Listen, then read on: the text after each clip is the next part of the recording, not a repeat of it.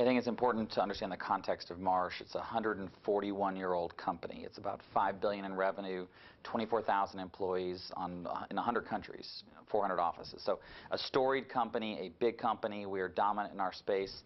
But the 2000s, what we called the dark years, and it started with 9/11. Unfortunately, almost 10% of people that died 9/11 were at Marsh and our employees, and then we had some other issues with the Attorney General of the state of New York, and we ended up losing hundreds of millions of dollars in revenue, firing over 10,000 employees, going through very rigorous expense management, multiple CEO regime changes, and then our friend the Great Recession showed up on top of all of that. So the 2000s were very, very dark.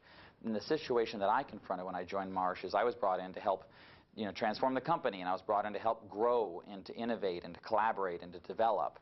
Yet we had been in such a dark place as a company, and then I was charged with helping to have people come out of the trenches and to put their head up and to try new things. And so as a result, we had this real opportunity as we were really in the survival mode, and we needed to be in thrive mode. And that was the chasm that we had to address. And there was colleague engagement implications, all sorts of human capital engagements on culture and learning, talent management, recruiting, compensation, the whole bit.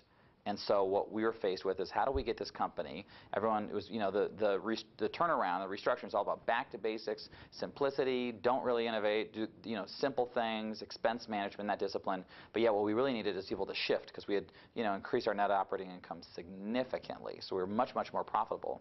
Our revenue was largely flat. So what we needed to do was to grow the firm and grow top-line revenue. And so as a result, we needed to create a culture and to create our colleagues the space for them to really kind of step up and to innovate.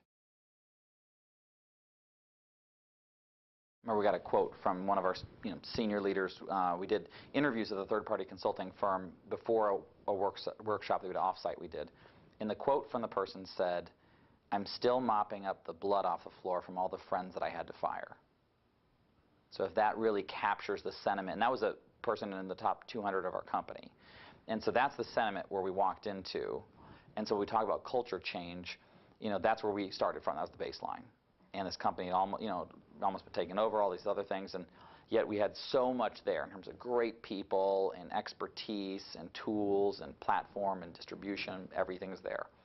So what we looked at is the colleague engagement survey told us that our colleagues really felt that they weren't being recognized, and that was a big dissatisfier in their career development and a big driver of career development. And so we thought, like any good human capital group, we said, let's create recognition programs. Well, we went out and looked to see if there's any we already had. We, in fact, had 56 programs across the world.